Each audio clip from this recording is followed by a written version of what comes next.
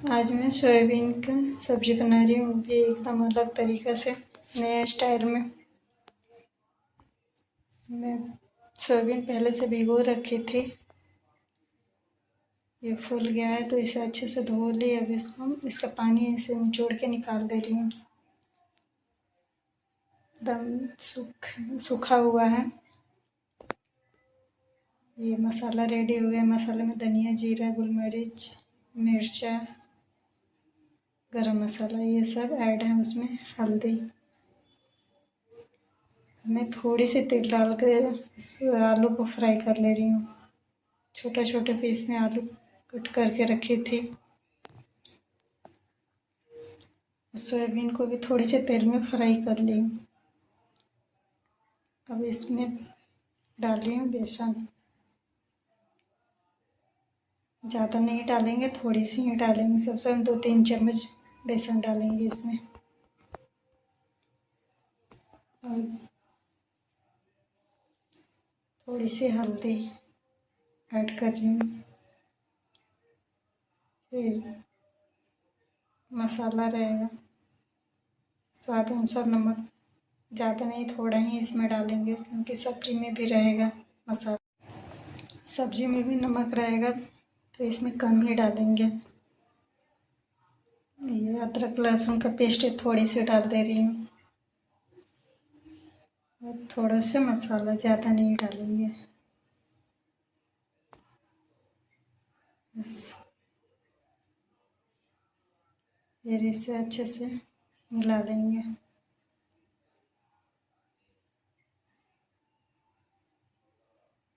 बढ़िया से इसको चारों तरफ से अच्छे से चला के मिलाएंगे।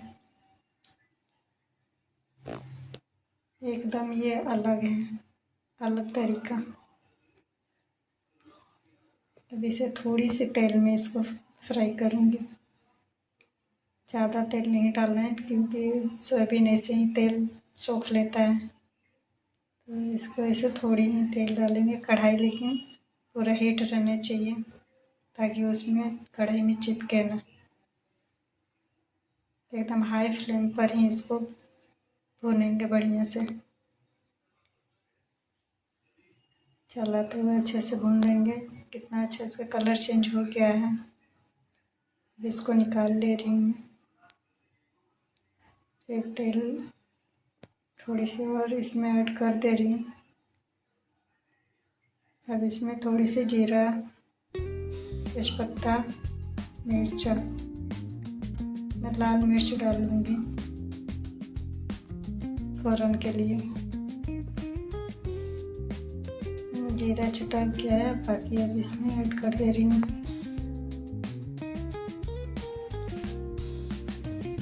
थोड़ी सी इसे चला लें बढ़िया से ये पक जाए।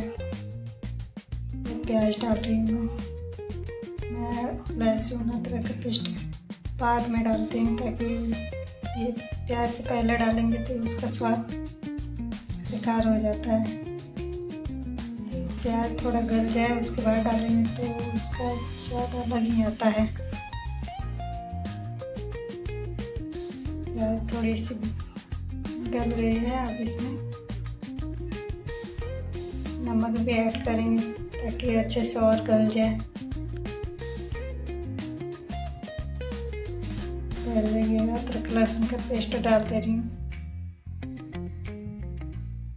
थोड़ी सी इसे चलाने के बाद थोड़ा सा ये भी पक जाए तो नमक ऐड कर दूंगी।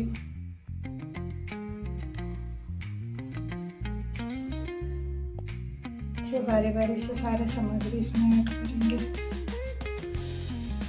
बीच बीच में चलाते रहेंगे ताकि जले ना।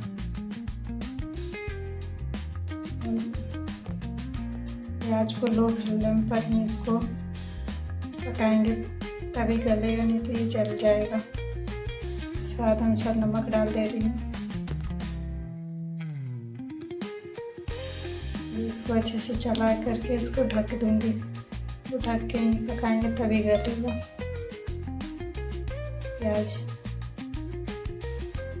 प्याज गल जाता है तो ग्रेवी अच्छी होती है।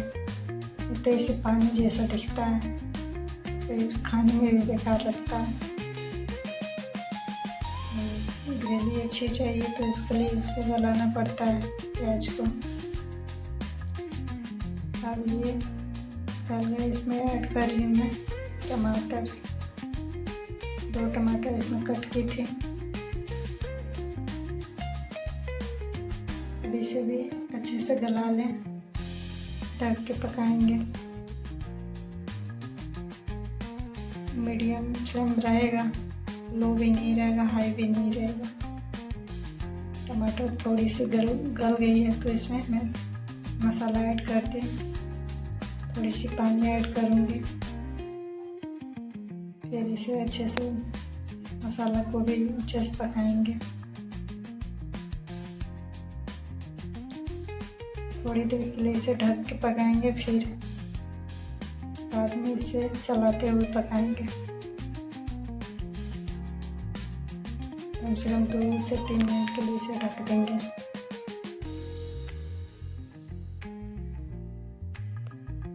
फिर इतना बढ़िया इसका कलर आ गया है तो लगभग मसाला रेडी हो चुका है पक के। कढ़ाई में थोड़ी सी नहीं चिपक रही है, मसाला अलग तेल अलग, तो यानी कि ये पक गया है। अब इसमें आलू ऐड कर दूंगी। जो आलू फ्राई की थी, आलू उबाल कर भी डाल सकते हैं, ऐसे भी डाल सकते हैं, नहीं भी डाल सकते हैं, इसमें ये ऑप्शनली है।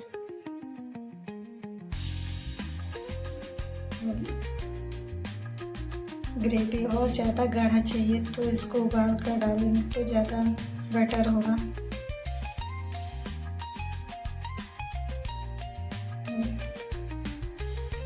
अभी रेडी हो गया, पानी ऐड कर दे रही हूँ ज़रूरत के हिसाब से, ज़्यादा भी नहीं डालेंगे क्योंकि मसाला ये पक चुका है तो ज़्यादा देर तक इसको नहीं पकाना है। थोड़ी देर के लिए इसमें उबाल आने तक इसे ढक के रखेंगे। उबाल रहा है, अब इसमें सोयाबीन जो भून कर रखी हूँ उसे डाल दूँगी। अब इसे कम से कम 3 मिनट या 4 मिनट के लिए इसे पकाएंगे बस। थोड़ा सा और इसमें उबाल आ जाए, 4 मिनट से ज़्यादा ही नहीं लगेगा, 4 मिनट में सब्जी रेडी हो जाएगी। तो इसे अच्छे से बढ़िया से मिला लेंगे, चला लेंगे इसको, फिर ढक के पकाएंगे। इसमें बस 3 से 4 मिनट के लिए इसे पका लेंगे। थोड़ा गाढ़ा हो गया है, ये रेडी हो गया। अब इसमें धनिया पत्ता ऐड कर दे रही हूँ। इसमें कस्तूरी मेथी भी डाल सकते हैं, अभी मैं धनिया पत्ता ही ऐड की हूँ।